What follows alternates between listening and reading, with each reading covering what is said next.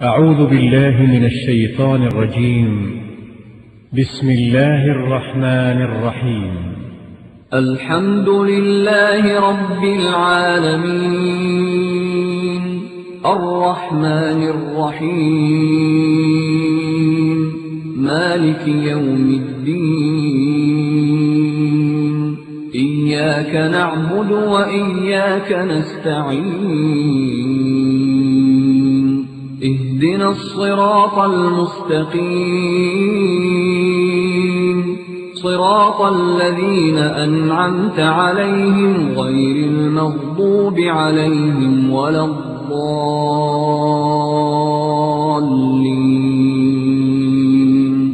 بسم الله الرحمن الرحيم ألف لام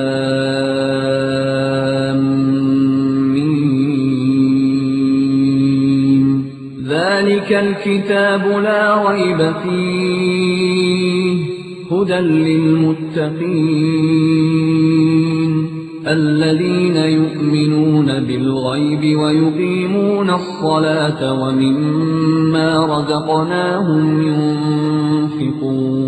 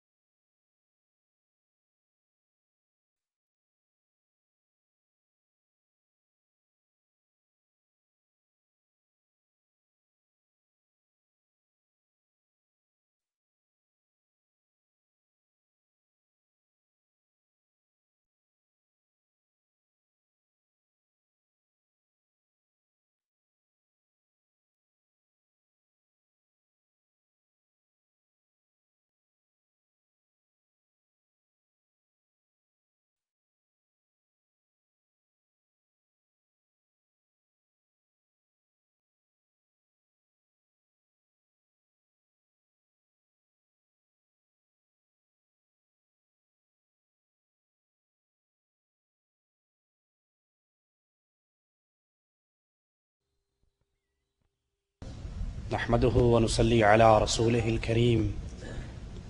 أعوذ بالله من الشيطان الرجيم. بسم الله الرحمن الرحيم. ولا تقربوا الفواحش ما ظهر منها وما بطن ولا تقتلوا النفس التي حرم الله إلا بالحق ذلكم وصاكم به لعلكم تعقلون. اللہ عز و جل نے ہمارے لیے کچھ فرائض مقرر کیے ہیں جن کو ضائع کرنا جائز نہیں، کچھ حدود مقرر کی ہیں جن سے تجاوز کرنا اہل ایمان کو لائق نہیں، کچھ واجبات، کچھ چیزیں حرام کی ہیں، ان اللہ کی حرام کردہ کو اپنے لیے حلال سمجھنا جائز نہیں۔ رسول اللہ صلی اللہ علیہ وسلم فرماتے ہیں کہ اللہ تعالیٰ نے اپنی کتاب میں جس کو حرام کہا وہ حرام ہے، جس کو حلال کہا وہ حلال ہے، اور جس کے بارے میں مالک نے سکوت فرمایا اس میں عافیت ہے، اللہ عز و جل بھولتا نہیں ہے، تو اللہ سے اس کی عافیت کو قبول کرو۔ مالک عز و جل ارشاد فرماتا ہے تلک حدود اللہ فلا تقربوها، یہ اللہ کی حدیں ہیں، ان حدود کے قریب نہ آؤ، یعنی ان کو نہ توڑو، اللہ کے حکموں کی نافرمانی نہ کرو، جن چیزوں کو مالک عز و جل نے حرام قرار دے دیا اس کا ارتکاب نہ کرو، اور اگر اس سے بات نہیں آتے تو پھر اس پر وعید کیا ہے؟ ارشاد باری تعالی ہے وَمَن يَعْصِ اللَّهَ وَرَسُولَهُ، جو اللہ اور اس کے رسول کی معصیت کرتا ہے، نافرمانی کرتا ہے، وَيَتَعَدَّ حُدُودَهُ، اس کی حدود کو توڑتا ہے، پھلانگتا ہے، يُدْخِلْهُ نَارًا، ایسے مجرم کو اللہ عز و جل جہنم کے اندر ڈالیں گے، آگ کے اندر ڈالیں گے، خالداً فیہا، جو ہمیشہ اس آگ کے اندر رہے گا، وَلَهُ عَذَابٌ مُّهِينٌ، اور اس کے لیے رسوا کر دینے والا، ذلیل کر دینے والا عذاب ہے۔ صحیح مسلم میں ہے، رسول اللہ صلی اللہ علیہ وسلم فرماتے ہیں ما نہیتکم عنہ فاجتنبوہ، جن کاموں سے میں نے تمہیں منع کیا ہے ان سے رک جاؤ، وما امرتکم بہ، اور جن چیزوں کا میں نے تمہیں حکم دیا ہے فافعلوا منہ ما استطعتم، میرے جتنے حکم ہیں اپنی استطاعت کے مطابق ان حکموں کو بجا لاؤ، اور جن چیزوں سے میں نے تمہیں منع کر دیا ہے اس سے رک جاؤ۔ آج اگر کسی کو کہا جائے کہ یہ چیزیں اللہ نے حرام کی ہیں، یہ جائز نہیں ہے، یہ ٹھیک نہیں ہے، تو کچھ لوگوں کی زبانوں سے یہ جملے سننے کو ملتے ہیں کہ تم نے تو ہر چیز کو یہ حرام قرار دے دیا، سگریٹ پیتا ہے تم کہتے ہو حرام ہے، نسوار کھاتا ہے تم کہتے ہو حرام ہے، بیڑی رکھتا ہے تم کہتے ہو حرام ہے۔ اللہ بڑا غفور رحیم ہے، یہ عام جملہ ہے۔ بجائے اپنے گناہوں پر توبہ تائب ہونے کے، بجائے اپنے گناہوں کو دیکھ کر اللہ کا ڈر پیدا کرنے کے، جواب کیا ملتا ہے کہ اللہ بڑا غفور رحیم ہے، اللہ بڑا رحمان الرحیم ہے، اللہ بڑا معاف کرنے والا ہے۔ اللہ غفور الرحیم ہے، اس میں کوئی شک نہیں، اور یہ اللہ کی مہربانی ہے کہ اس نے حلال و حرام ہمارے سامنے واضح کر دیا ہے، کوئی چیز چھپی بھی نہیں۔ اللہ کے نبی نے آ کر قیامت تک آنے والی انسانیت کے لیے ہدایت کے راستے بیان کر دیے۔ یہ اللہ غفور ہے، یہ اللہ رحمان ہے، یہ اللہ رحیم ہے، جس نے اپنے بندوں کو جائز اور ناجائز، حلال اور حرام ان باتوں کو خفیہ نہیں رہنے دیا۔ اب اگر اللہ کی طرف سے آئی ہوئی ہدایت کے باوجود ہم اس ہدایت کی راہ پر نہیں چلتے تو پھر یاد رکھیے کہ اللہ کی پکڑ بڑی شدید ہے۔ ہم اللہ کے عاجز بندے ہیں، ہم نے اللہ کے حکم کو مان کر اپنے سروں کو جھکانا ہے۔ حلال و حرام کا اختیار کسی آدمی کے پاس نہیں ہے، یہ عرش والے اللہ نے اپنی شریعت میں بیان کر دیا ہے۔ مالک خود بیان فرماتا ہے وَيُحِلُّ لَهُمُ الطَّيِّبَاتِ، اللہ نے تمہارے لیے پاک چیزوں کو، طیب چیزوں کو، پاکیزہ چیزوں کو حلال کیا ہے۔ وَيُحَرِّمُ عَلَيْهِمُ الْخَبَائِثِ، اور اللہ نے خبیث چیزوں کو تمہارے لیے حرام کیا ہے۔ پاک چیزیں حلال ہیں، خبیث چیزیں حرام ہیں۔ ابو داؤد میں ہے، رسول اللہ صلی اللہ علیہ وسلم فرماتے ہیں ان اللہ حرم، مالک نے حرام کیا بیع الخمر، شراب کی تجارت کو، والمیتۃ والخنزیر والاصنام، مردار، خنزیر اور بتوں کی خرید و فروخت کو اللہ نے حرام قرار دیا۔ رسول اللہ صلی اللہ علیہ وسلم فرماتے ہیں ان اللہ اذا حرم شیئا حرم ثمنہ، جب اللہ کسی چیز کو حرام قرار دیتا ہے تو پھر اس کی مال کو، اس کے پرافٹ کو، اس کی قیمت کو بھی حرام قرار دیتا ہے۔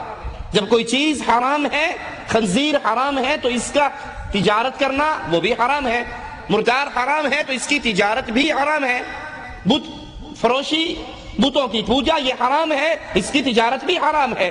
رسول اللہ صلی اللہ علیہ وسلم فرماتے ہیں کہ جب اللہ تعالیٰ کسی چیز کو حرام قرار دیتا ہے تو اس کے پیسے کو بھی، اس کی تجارت کو بھی مالک حرام قرار دیتا ہے۔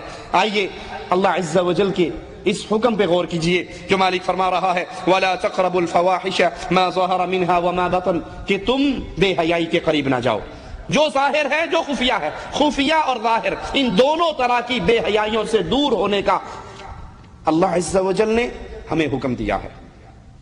وہ کون سے اعمال ہیں، وہ کون سے کام ہیں جو بے حیائی کے کام ہیں، جس کی وجہ سے انسان راہ استقامت سے ہٹ کر ذلت کے راستے پر، گمراہی کے راستے پر چلتا ہے؟ فحاشی اور عریانیت کے وہ کون سے کام ہیں جن سے مالک نے ہمیں منع کیا؟ سب سے پہلے اللہ عز و جل نے اہل ایمان کو زنا کاری سے منع کیا، اور یہ زنا بہت بڑی فحاشی ہے، بہت بڑی بے حیائی کا کام ہے، کیونکہ شریعت کے مقاصد میں سے ایک مقصد یہ بھی ہے کہ انسان کی عزت اور انسان کی نسل محفوظ رہے، اس کا سلسلہ نسب محفوظ رہے، اس کی عزت محفوظ رہے۔ اسی لیے زنا کی حرمت کا اعلان کرتے ہوئے مالک کی ارشاد پہ غور کیجئے، اللہ عز و جل فرماتا ہے وَلَا تَقْرَبُوا الزِّنَا، زنا کے قریب بھی نہ جاؤ۔ یہ نہیں کہا کہ زنا نہ کرو، زنا کے قریب بھی نہ جاؤ۔ جو کام زنا کے لیے راہ ہموار کرتے ہیں ان کاموں سے ہی اللہ نے روک دیا، زنا کے قریب بھی نہ جاؤ۔ إِنَّهُ كَانَ فَاحِشَةً وَسَاءَ سَبِيلًا، یہ بے حیائی ہے، یہ برا راستہ ہے، یہ بے حیائی ہے، یہ فحاشی ہے، یہ برا راستہ ہے، تم اس کے قریب بھی نہ جاؤ۔ ایک نوجوان رسول اللہ صلی اللہ علیہ وسلم کے پاس آتا ہے اور کہتا ہے یا رسول اللہ صلی اللہ علیہ وسلم مجھے زنا کرنے کی اجازت دیجیے۔ صحابہ کرام بڑے غصے سے اس شخص کو دیکھتے ہیں، اس نوجوان کو دیکھتے ہیں، بڑی انہیں غیرت آتی ہے، لیکن قربان جائیے رسول اللہ صلی اللہ علیہ وسلم پر آپ سے پیارا معلم بھی اور کوئی نہیں ہے۔ آپ ہر فیلڈ میں کمال ہے، ہر فیلڈ کے اندر، ہر میدان کے اندر اللہ کے نبی روشنی کا مینارہ ہے ہمارے لیے۔ تعلیم دینے کے لیے بھی اللہ کے نبی صلی اللہ علیہ وسلم کی زندگی ہمارے لیے بہترین اسوہ حسنہ۔ آپ اسے قریب بلاتے ہیں، کہتے ہیں کیا تو اپنی ماں کے لیے زنا پسند کرتا ہے؟ وہ کہتا ہے قربان جاؤں آپ کر، اللہ کی قسم میں اپنی ماں کے لیے اس کو پسند نہیں کرتا۔ فرمایا لوگ بھی اپنی ماں کے لیے پسند نہیں کرتے، تو اپنی بیٹی کے لیے پسند کرتا ہے؟ کہا اللہ کی قسم آپ پر قربان جاؤں میں اپنی بیٹی کے لیے زنا کو پسند نہیں کرتا۔ فرمایا لوگ بھی اپنی بیٹیوں کے لیے پسند نہیں کرتے۔ کہا تو اپنی بہن کے لیے پسند کرتا ہے؟ کہنے لگا قربان جاؤں آپ پر اللہ کی قسم میں اپنی بہن کے لیے پسند نہیں کرتا۔ کہا کیا تو اپنی پھوپھی کے لیے پسند کرتا ہے؟ کہا قربان جاؤں اللہ کی قسم میں اس کے لیے پسند نہیں کرتا۔ فرمایا لوگ بھی اپنی بہن، اپنی بیٹی، اپنی پھوپھی، اپنی خالہ، اپنی ماں کے لیے اس عمل کو پسند نہیں کرتے۔ کیا معنی کہ تو جس سے بھی بدکاری کرے گا وہ کسی کی ماں ہو سکتی ہے، وہ کسی کی بہن ہو سکتی ہے، وہ کسی کی بیٹی ہو سکتی ہے، وہ کسی کی پھوپھی اور خالہ ہو سکتی ہے۔ جیسے تیری غیرت گوارا نہیں کرتی اس طرح لوگوں کی غیرت بھی گوارا نہیں کرتی۔ اللہ کے نبی نے اس کے سینے پر ہاتھ رکھا، پھر اللہ سے دعا کی اللہ اس کے سینے کو پاک کر دے، اس کی شرمگاہ کو محفوظ کر دے۔ اب جب یہ داخل ہو رہا ہے رسول اللہ صلی اللہ علیہ وسلم سے اجازت لینے کے لیے تو کہتا ہے اللہ کی قسم اس وقت مجھے سب سے زیادہ پیاری چیز زنا کاری تھی، لیکن جب اللہ کے نبی کی مجلس سے اٹھا میرے نزدیک سب سے گندی چیز زنا تھا۔ یہ اللہ کے نبی علیہ الصلوۃ والسلام کی تعلیم ہے۔ اسی لیے شریعت اسلامیہ میں جتنی شدید سزا شادی شدہ زانی کی ہے کہ اگر کوئی شخص شادی شدہ ہونے کے باوجود پھر زنا کرتا ہے تو اس کو رجم کیا جاتا ہے، اس کو اس وقت تک پتھر مارے جاتے ہیں جب تک اس کی روح پرواز نہیں کر جاتی۔ جس طرح اس کے جسم کا ایک ایک انگ اس زنا میں لذت لیتا ہے، اسی طرح اس کی سزا بھی یہ ہے کہ اس کے جسم کا ایک ایک انگ اس گناہ کو، جس جسم سے اس نے مزے لیے ہیں، اس کے جسم کا ایک ایک انگ اس سزا کو بھی برداشت کرے۔ اور اگر وہ غیر شادی شدہ ہے تو پھر اس کو 100 درے مارے جائیں، کوڑے مارے جائیں، جس کو ایک مجمع دیکھے اور پھر اس کو 1 سال کے لیے اس کے شہر سے نکال دیا جائے۔ یہ دنیا کا عذاب ہے، یہ دنیا کی سزا ہے۔ اور بدکار مرد اور بدکار عورتوں کی آخرت کی سزا کیا ہے، آخرت کا عذاب کیا ہے؟ حدیث میں آتا ہے کہ وہ ایک تنور کے اندر ہیں جو نیچے سے کشادہ ہے اور اس کا منہ تنگ ہے، آگ تیز ہوتی ہے، وہ اوپر کی طرف بڑھتے ہیں کہ قریب ہیں اس تندور سے باہر نکل جائیں، پھر جب آگ دھیمی ہوتی ہے تو وہ اوپر سے واپس اس تندور کی تہ کے اندر آ جاتے ہیں۔ اور اگر یہ بدکاری، اگر یہ فحاشی، اگر یہ بے حیائی زنا والی انسان کو بڑھاپے کے اندر لاحق ہو جائے تو اس کی سزا اور زیادہ بڑھ جاتی ہے۔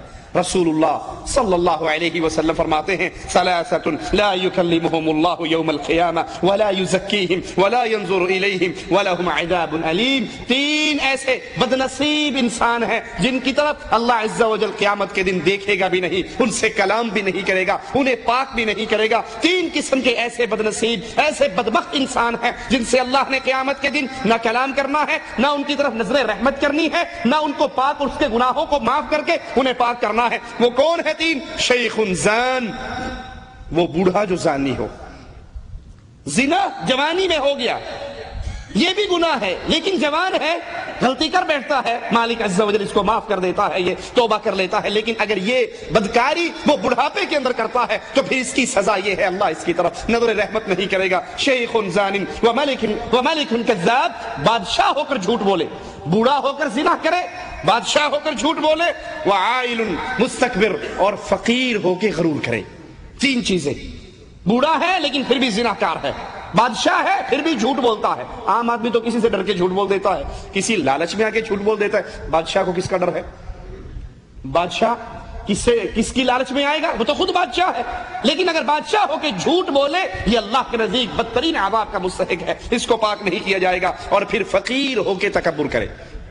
آپ آدمی، مالدار آدمی تکبر کرتا ہے، ایک فقیر ہے اس کے پلے میں بھی کچھ نہیں لیکن پھر بھی وہ اکڑتا ہے، پھر بھی تکبر کرتا ہے۔ یہ 3 ایسے لوگ ہیں۔ اسی طرح بدترین کمائی زانیہ کی کمائی ہے، بدترین کمائی زانیہ کی کمائی ہے جو اپنی شرمگاہ سے کماتی ہے، اور آدھی رات کے وقت حدیث کے مطابق جب آسمان کے دروازے کھل جاتے ہیں یہ بدکار عورت جو اپنی شرمگاہ کی کمائی کھاتی ہے، یہ زانیہ اس وقت بھی دعا کی قبولیت سے محروم رہتی ہے۔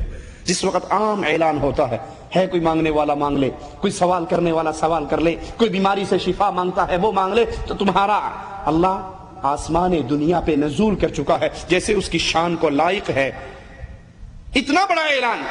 لیکن یہ بدکار عورت اس وقت بھی دعا کی قبولیت سے محروم رہتی ہے۔ زنا سے بچانے کے لیے مالک عز و جل نے پردے کے احکامات نازل فرمائے، پردے کو فرض قرار دیا، عورت کو گھر کے اندر 4 دیواری میں رہنے کا حکم دیا، مجبوری کے علاوہ گھر سے باہر نہ نکلے۔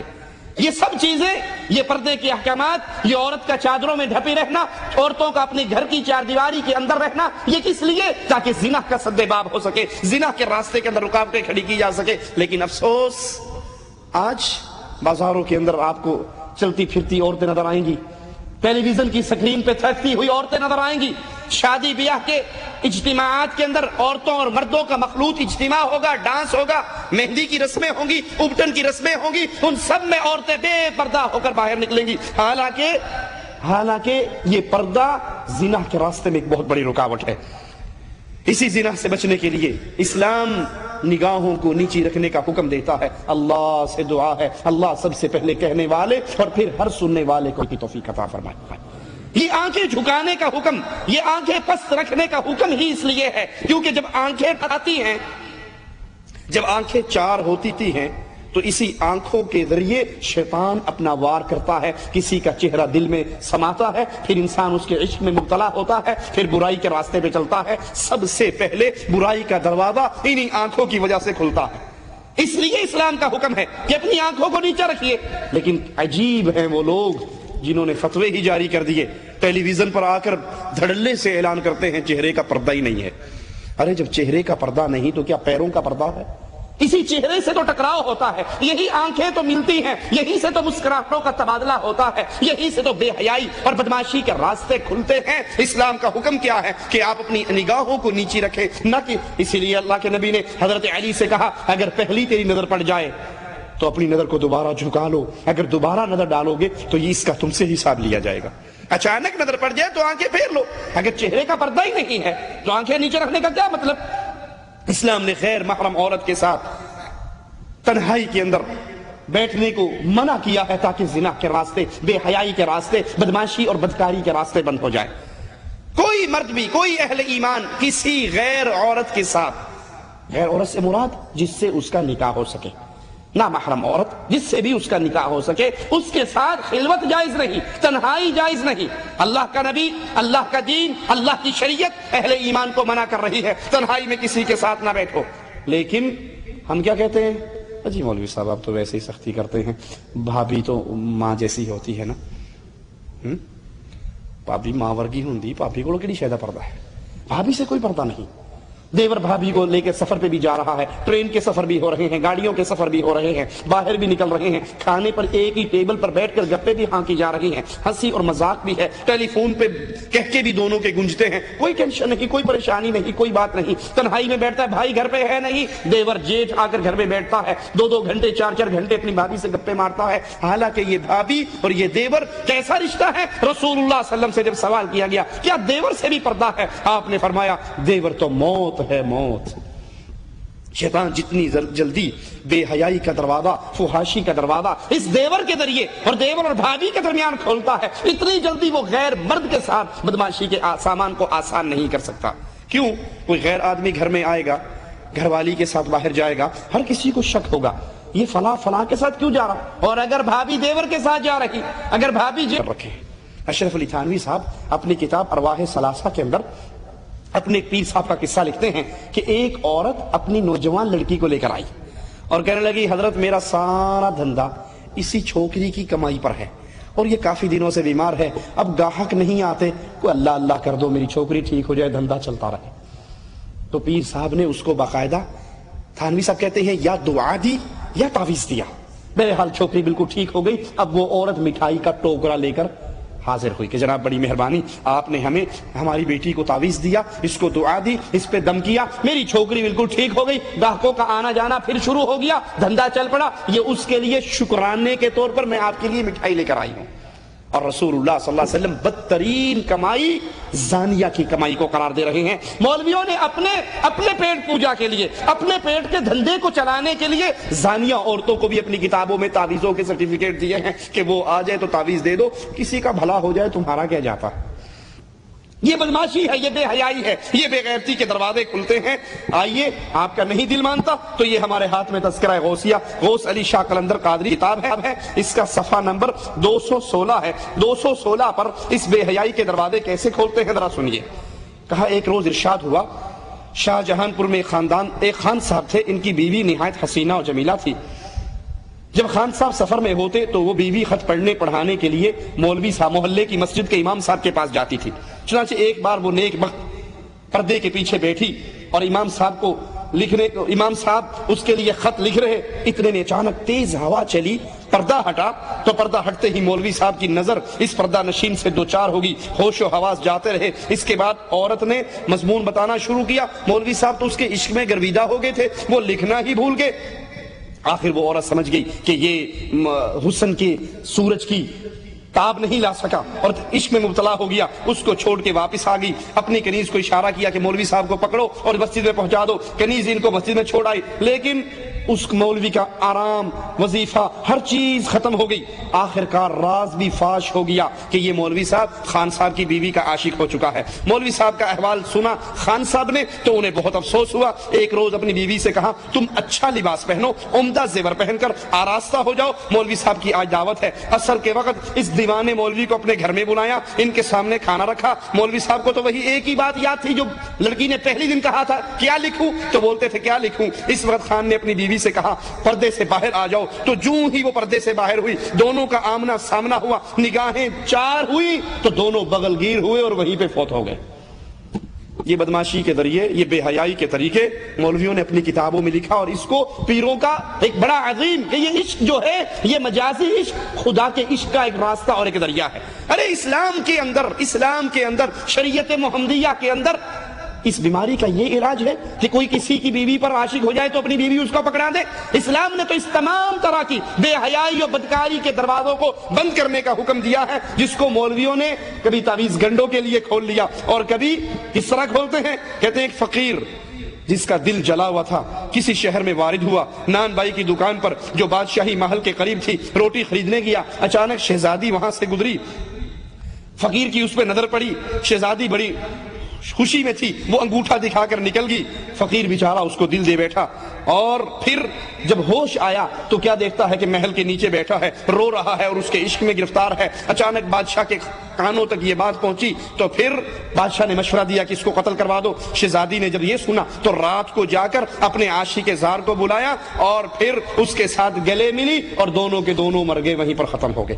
یہ مولویوں نے اپنی کتابوں میں عشق و معشوقی کے یہ جملے، عشق و معشوقی کے یہ قصے، عورتوں کے ساتھ بے حیائی اور بے غیرتی کے یہ قصے، زناکاری کے لیے تعویذ کے یہ دھندے، اپنے سلسلے کو چلانے کے لیے اس کو جائز قرار دے کر لکھا۔ حقیقت کے اندر محمد کریم علیہ الصلوۃ والسلام کی شریعت کے اندر یہ زناکاری ہے، یہ بدکاری ہے، یہ بے حیائی ہے۔ ایک عورت اور مرد کا تنہائی میں بیٹھنا اللہ کی شریعت حرام قرار دیتی ہے، عورت کا بے پردہ ہو کے بازاروں میں گھومنا بے حیائی قرار دیتی ہے۔ یہ مولوی کے پیر کے عرس پہ آئے تب بھی بے حیائی ہے، یہ حضرت کو سلام کرنے کے لیے آئے تب بھی بے حیائی ہے۔ شریعت کے ان حکموں کو آج آپ کے اور ہمارے ملکوں کی گلیوں کے اندر کیسے توڑا جاتا ہے۔ ایک پردے دار عورت آتی ہے، پیر بابا کو سلام کرنے کے لیے آتی ہے، اس کا چہرہ پردے میں چھپا ہوا، پیر سے پہلے مرید بولتا ہے، بی بی تو حضرت سے پردہ کرتی ہے، تو شاہ صاحب سے پردہ کرتی ہے، تو پیر صاحب سے پردہ کرتی ہے۔ وہ کہتی ہاں میں پردے دار خاتون ہوں۔ کہتا ہے تجھے بے وقوف سمجھ نہیں آتی، اگر آج اپنا چہرہ پیر صاحب سے چھپائے گی، بابا جی سے چھپائے گی، حضرت جی سے چھپائے گی، یہ پیر قیامت کے دن تجھے کیسے دیکھے گا، کیسے پہچانے گا، کیسے سفارش کرے گا؟ لہذا پیروں سے کوئی پردہ نہیں ہے، سیدوں سے کوئی پردہ نہیں ہے، مخدوموں سے کوئی پردہ نہیں ہے، گدی نشینوں سے کوئی پردہ نہیں ہے۔ وہ پردے دار عورت اپنے چہرے کو ننگا کر لیتی ہے، پیر اس کے چہرے کو دیکھتا ہے، کبھی اس کے عشق میں مبتلا ہوتا ہے۔ آپ نے کتنے ہی بار وہ اخبارات پڑھے ہوں گے، پیر صاحب ایک ہفتے کے لیے گھر میں نزول کرتے ہیں، ایک ہفتہ مرغا کھاتے ہیں، بوٹیاں اڑاتے ہیں، اور نذرانے لے کر جب جاتے ہیں تو جاتے ہوئے جو پسند آتی ہے اس کو بھی بھگا کر لے جاتے ہیں، اور صبح اخبار کے اندر سرخی لگ جاتی ہے پیر صاحب جعلی تھے، پیر صاحب 2 نمبر تھے، جعلی تھے، اصلی نہیں تھے۔ ارے جو غیروں کی بچیوں کے ساتھ تنہائیوں میں بیٹھے، جو لوگوں کی بچیوں کو 9 راتیں کٹوانے کے وظیفے بتائے، اپنی قبروں پر بلانے کے وظیفے بتائے، تعویذ گنڈے کے لیے تنہائی میں ملاقاتوں کے وظیفے بتائے، اللہ کی قسم یہ محمد کریم کی سنت پہ نہیں ہے، یہ محمد کریم کے مذہب پہ نہیں ہے، یہ بے حیائی کے راستے ہیں، یہ بے غیرتی کے راستے ہیں، یہ بدماشی کے راستے ہیں، یہ فحاشت اور عریانیت کے راستے ہیں۔ اسلام اس کو کیسے روک رہا ہے؟ عورت بے پردہ ہو کے گھر سے نہ نکلے، عورت نامحرم کے ساتھ تنہائی کے اندر نہ بیٹھے۔ اسی طرح جس طرح اللہ نے زنا کو بند کر کے فحاشی کے باب کو بند کیا ہے، اسی طرح قوم لوط کے عمل کو، لواطت کو بھی اللہ نے حرام کیا ہے۔ قوم لوط کا سب سے نمایاں جرم یہ تھا کہ وہ لوگ لڑکیوں کی بجائے، بیویوں کی بجائے، عورتوں کی بجائے اپنی خواہش مردوں سے پوری کرتے تھے۔ مالک عز و جل فرماتا ہے وَلُوطًا إِذْ قَالَ لِقَوْمِهِ إِنَّكُمْ لَتَأْتُونَ الْفَاحِشَةَ مَا سَبَقَكُمْ بِهَا مِنْ أَحَدٍ مِنَ الْعَالَمِينَ أَإِنَّكُمْ لَتَأْتُونَ الرِّجَالَ وَتَقْطَعُونَ السَّبِيلَ وَتَأْتُونَ فِي نَادِيكُمُ الْمُنكَرَ۔ لوط علیہ السلام کا بھی ذکر کرو جب انہوں نے اپنی قوم سے کہا تم اس بدکاری پر اتراتے ہو جسے تم سے پہلے دنیا بھر کے اندر کسی نے نہیں کیا، تم مردوں کے پاس آتے ہو اور تخلیق کے راستے کو بند کرتے ہو، عام مجلسوں کے اندر تم بے حیائی کا کام کرتے ہو۔ یہ جرم قوم لوط کا جرم تھا۔ اس کا آغاز قوم لوط سے ہوا کہ وہ اپنی خواہش ان لڑکوں سے پوری کرتے تھے جن کے چہرے پہ داڑھی نہیں ہوتی تھی، امرد لڑکے ہوتے تھے، ان کے ساتھ اپنا معاملات جسمانی جنسی پورا کرتے تھے۔ اللہ کی پیدا کردہ عورتیں اپنی بیویوں کو چھوڑ دیتے تھے۔ اس جرم کی وہ سنگینی کی وجہ سے اللہ نے اس قوم کو 4 ایسی اکٹھی سزائیں دی جو 4 سزائیں اس سے پہلے کسی قوم پہ یک لخت نازل نہیں ہوئی، اکٹھی نازل نہیں ہوئی، ایک ہی قوم پہ یہ 4 جمع نہیں ہوئی۔ اور وہ کیا ہے؟ اللہ نے ان کی آنکھوں کو مٹا دیا، ان کی بستی کو بلند کیا۔ حدیث کے لفظ ہیں آسمان کے فرشتوں نے ان کی بستی کے جانوروں کی آوازوں کو سنا، پھر ان کی بستی کو الٹ دیا، ان پہ نوکدار سخت پتھر برسا دیے، ان پر چیخ کا عذاب نازل کیا۔ وہ قوم جو بے حیائی کے اس راستے پہ چلی، جس نے عورتوں کو چھوڑ کر اپنی خواہشات کو مردوں میں پورا کرنا چاہا۔ شریعت اسلامیہ کے اندر بھی اس جرم کی سزا کیا ہے کہ فاعل اور مفعول، لوطی عمل کرنے والا، فاعل اور مفعول، ان دونوں کو اسلام کے اندر قتل کرنے کا حکم ہے جب وہ دونوں اپنی رضامندی کے ساتھ یہ جرم کر رہے ہوں۔ ابن عباس سے روایت ہے رسول اللہ صلی اللہ علیہ وسلم نے فرمایا من وجدتموہ یعمل عمل قوم لوط فاقتلوا الفاعل والمفعول به۔ مسند احمد کے اندر یہ روایت ہے جب تم کسی کو دیکھو وہ قوم لوط کا عمل کر رہا ہو تو فاعل اور مفعول ان دونوں کو قتل کر ڈالو۔ مگر افسوس آج یہ بے غیرتی، آج یہ بے حیائی، آج یہ خباثت، اس کو بھی قانونی شکل دی جا رہی ہے۔ ہم جنس پرستی کے یورپ کے اندر قانون منظور ہو رہے ہیں، جس گناہ کی وجہ سے اس بستی والوں کو اٹھایا گیا، ان کو پلٹا گیا، ان پہ پتھر برسائے گئے، ان کی آنکھوں کو ختم کر دیا گیا، چیخ کا عذاب ان پہ نازل ہوا۔ آج باقاعدہ قانونی طور پہ گائے میرج کو قانون بنا کر ان کو جائز قرار دیا جا رہا، مرد کی مرد سے شادی، عورت کی عورت، ہم جنس پرستی ایک آزادی ہے، حق ہے اس کو جو بھی استعمال کرنا چاہے۔ اللہ کی شریعت میں یہ حرام کاری ہے، اللہ کی شریعت میں یہ بدماشی ہے، یہ بے حیائی ہے۔ اور اس وقت اس دنیا میں بیماریوں کا جو عذاب اللہ کی طرف سے کبھی ایڈز کی شکل میں، کبھی کسی اور بیماری کی شکل میں نازل ہو رہا، وہ اللہ کی اسی شریعت کے ساتھ مقابلہ کرنے کی وجہ سے نازل ہوا۔ یہاں یہ دھندا، یہ لڑکوں کے ساتھ بدکاری کا دھندا، یہ بھی صوفیاء کے ہاں، پیر پرستوں کے ہاں عشق مشوقی کے بڑی بڑی کہانیاں اس کے اندر بھی چھپی ہیں۔ یہ اسی کتاب کے اندر تذکرہ غوثیہ کے اندر بھی ایک پیر کا قصہ ہے کہ وہ ایک لڑکے پہ عاشق ہو گیا، اور حضرت حکیم الامت اشرف علی تھانوی کی کتاب ارواح ثلاثہ کے اندر بھی ان کے پیروں کے یہ قصے ہیں کہ وہ کبھی کسی لڑکے پہ عاشق ہوئے، کبھی کسی لڑکے پہ عاشق ہوئے۔ یہ وہ عمل جس کو آج عشق مجازی کہا جائے، ہم جنس پرستی کہا جائے، اسلام کے اندر یہ بدترین عمل ہے، یہ بے حیائی ہے، یہ فحاشی ہے، یہ بے غیرتی ہے، اس کے فاعل اور مفعول کو قتل کرنے کا حکم ہے۔ اسی طرح جن چیزوں سے شریعت منع کرتی ہے، اسلام منع کرتا ہے، جو بے حیائی کے دروازے کھولتی ہے، جو فحاشی کے دروازے کھولتی ہے، کہ کسی شرعی عذر کے بغیر بیوی کو اگر خامن اپنے بستر پہ بلاتا ہے تو خامن جب بیوی کو بلائے، بیوی کے لیے جائز نہیں ہے شرعی عذر کے بغیر وہ اپنے خامن کی بات کو نہ مانے اور اس کی خواہش کو پورا کرنے کے لیے بستر پہ نہ آئے۔ ابو ہریرہ سے روایت ہے رسول اللہ صلی اللہ علیہ وسلم نے فرمایا اذا دعا الرجل، جب آدمی پکارے امرأته اپنی بیوی کو الى فراشه اپنے بستر کے اوپر، فبات غضبان، وہ انکار کر دے، خامن ناراضگی کی حالت میں رات گزارے، لعنتها الملائکۃ حتی تصبح، تو اللہ کے فرشتے ایسی بیوی پر لعنت برساتے ہیں یہاں تک کہ صبح ہو جائے۔ خامن اپنی بیوی کو بلاتا ہے اپنی خواہش پوری کرنے کے لیے، بیوی نہیں آتی، انکار کر دیتی ہے، اگر اس کے انکار کی شرعی وجہ نہیں ہے وہ منسز کے اندر نہیں ہے، شریعت اس کو اجازت نہیں دیتی، وہ پھر بھی نہیں آتی، تو پھر اللہ کے فرشتے صبح ہونے تک ایسی عورت پہ لعنت برساتے ہیں۔ ہمارے ہاں اللہ رحم فرمائے میاں اور بیوی کا اختلاف ہو جائے، جھگڑا ہو جائے، تو اکثر بیوییں خاوندوں کو سزا دینے کے لیے اس حق سے محروم رکھتی ہیں، خاوندوں کو سزا دینے کے لیے کہ ٹھیک ہے میری اس سے ناراضگی ہے، اب یہ بلا رہا ہے، اس کی سزا یہ ہے، اس کو اپنے قریب نہ آنے دو۔ آپ اپنی ذہن میں اس کو سزا دے رہی ہو، اور آپ کتنی بڑی سزا اپنے اوپر لے رہی ہو کہ اللہ کے فرشتے لعنت برساتے ہیں، ساری رات اللہ کے فرشتے لعنت برساتے ہیں یہاں تک کہ صبح ہو جائے۔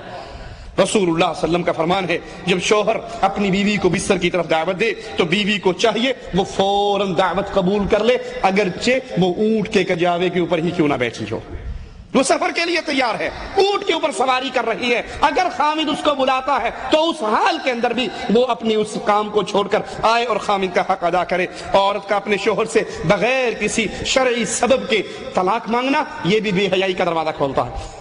عورت کا خامد کے بستر پہ نہ آنا بے حیائی کا دروازہ کیسے کھولتا ہے کہ وہ کسی اور کی طرف متوجہ ہو سکتا ہے، وہ حرام کاری کی طرف جا سکتا ہے، وہ کسی اور کے اندر ملوث ہو سکتا ہے جب وہ بلائے اور بیوی نہ آئے، یہ اسلام اس کو اجازت نہیں دیتا۔ اسی طرح عورت بغیر سبب کے، بغیر شرعی سبب کے اپنے خامد سے بات بات پہ طلاق مانگے تو یہ اسلام کے اندر جائز نہیں ہے۔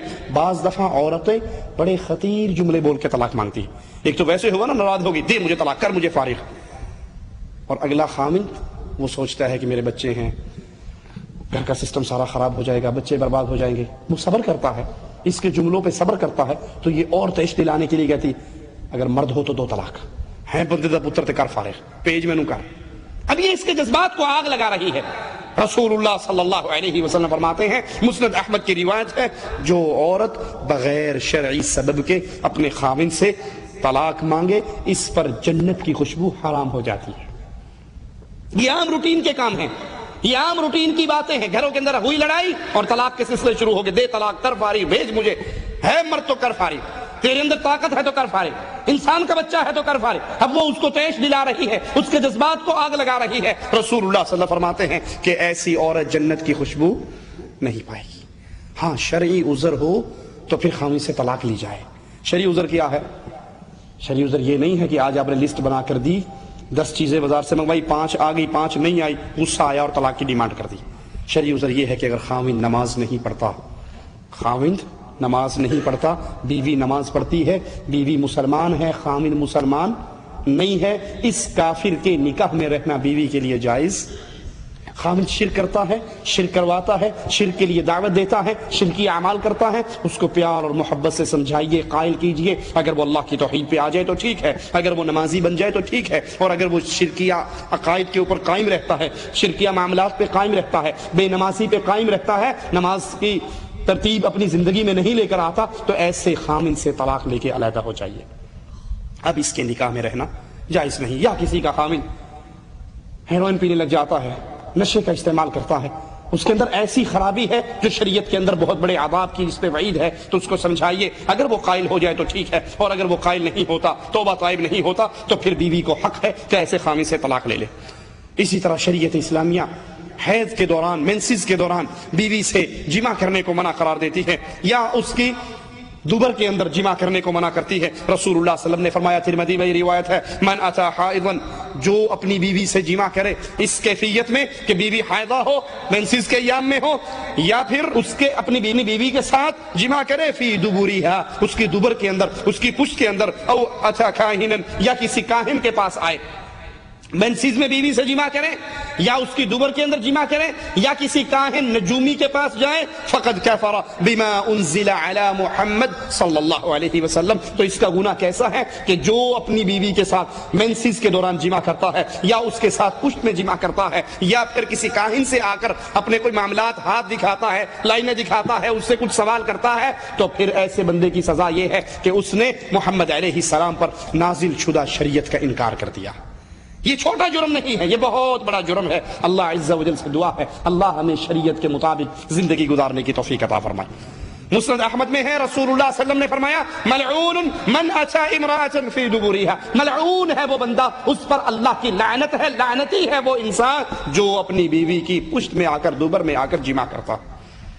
اسی طرح غیر محرم عورت کے ساتھ خلوت نشینی سے اسلام نے منع کیا۔ شیطان عورت مرد کو اسی راستے سے فتنے کے اندر ڈالتا ہے اور حرام کام کرواتا ہے، اور وہ اس کام میں بڑا حریص ہے۔ قرآن حکیم ہمیں خبردار کرتا ہے، یا ایھا الذین آمنوا لا تتبعوا خطوات الشیطان ومن یتبع خطوات الشیطان فانہ یأمر بالفحشاء والمنکر۔ اے لوگو، شیطان کے نقش قدم پر نہ چلو، شیطان کی باتیں نہ مانو، شیطان کی پیروی نہ کرو۔ کیوں؟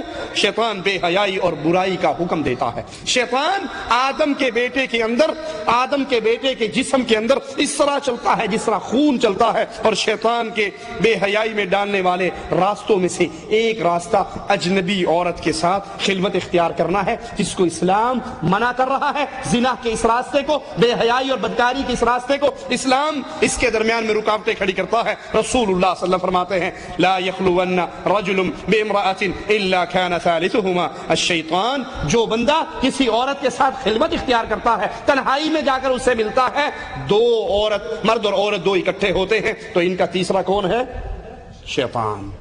ان دونوں کے درمیان آگ لگانے کے لیے شیطان وہاں پر خود پہنچ جاتا ہے۔ عبداللہ ابن عمر سے روایت ہے، رسول اللہ صلی اللہ علیہ وسلم نے فرمایا، آج کے بعد کوئی شخص کسی ایسی عورت کے پاس نہ آئے جس کا شوہر گھر میں نہ ہو، الا یہ کہ اس کے ساتھ ایک یا دو آدمی ہو۔ عورت کے لیے قطعاً جائز نہیں، وہ گاڑی کے اندر، وہ کمرے کے اندر، کسی جگہ پر، یا کپڑے والی دکان کے اندر وہ کسی غیر محرم آدمی کے ساتھ تنہائی میں بیٹھے۔ ہمارے ہاں اس کی کتنی شکلیں عام ہو چکی ہیں۔ کس طرح عورت گھر سے نکلتی ہے شاپنگ کرنے کے لیے، ایک تو اپنے گھر سے نکلی تنہائی میں، شیطان اس کے پیچھے چل پڑا۔ اب اس نے چادر کی بھی ہے، منہ چھپایا ہوا ہے، جو ہی کپڑے والے کی دکان میں داخل ہوتی ہے، دکاندار اس کے ایک تار کے اوپر پردہ لٹکا ہوا پردہ کھینچ دیتا ہے، یہ عورت پردے کے پیچھے ہے، دکاندار ادھر سے جا کے پیچھے بیٹھ جاتا ہے، وہ اپنے چہرے کو ننگا کر لیتی ہے، اور یہ وہاں بیٹھ کے اپنے سوٹ خریدنے کے لیے ڈیلنگ کرتی ہے۔ یہ کتنے کا ہے؟ 500 کا۔ پہلے تو میں 400 کا لے گئی تھی، اب کیوں 500 کا ہے؟ اجی مہنگائی ہو گئی، وہ ڈیلنگ کر رہی ہے، مسکراہٹیں آپس میں تبدیل ہو رہی ہیں، باتیں ہو رہی ہیں، اور کرتے کراتے وہ 400 کا جو سوٹ ہے وہ 350 پونے 400 کا لے آتی ہے، اور لا کے اپنے خامند کے منہ پہ مارتی ہے، پچھلی باری تو 500 کا لے آئے سی، بیگ میں 450 کا لے آئی ہیں، 125 روپیہ بچایا تیرا۔ لیکن بغیرتی کے اس کیفیت کو نہیں سمجھتی کہ اس 125 روپے کے پیچھے تو نے اپنا چہرہ ایک غیر مرد کو دکھایا ہے، تو تنہائی کے اندر اس کے ساتھ بیٹھی ہے، تو نے اس کے ساتھ لوچ کے اندر گفتگو کی ہے، نرم زبان میں گفتگو کی ہے۔ اس بغیرتی میں اگر سارا مال بھی ختم ہو جائے تب بھی یہ بغیرتی اس سے بہت بڑی ہے۔ عورت کا تنہائی کے اندر غیر مرد کے ساتھ بیٹھنا یہ فیشن ہے، ہمارے گھروں کا فیشن بن چکا ہے۔ اللہ ہمارے گھروں کو شیطانی حملوں سے بچائے۔ جوان لڑکی میٹرک میں ہے، ایف اے میں ہے، بی اے میں ہے، اس کا ٹیوٹر باہر سے چل کر آتا ہے اور اس لڑکی کو گھر میں آ کر انگلش کی ٹیوشن، فزکس کی، کیمسٹری کی بیٹھ کے پڑھاتا ہے۔ جس کمرے میں وہ ٹیوٹر اور وہ جوان بچی بیٹھی ہے، ماں باپ باہر لکھ دیتے ہیں اندر جانا منع ہے، ڈسٹرب نہ کرو۔ اس کے بہن بھائی پوچھیں ماما کیوں؟ آپ کی بہن پڑھ رہی ہے، اس کا قیمتی وقت ہے، 2000 روپے لے کر ٹیوٹر گھر میں آ کر پڑھا کر جاتا ہے، ان کو ڈسٹرب نہ کرو۔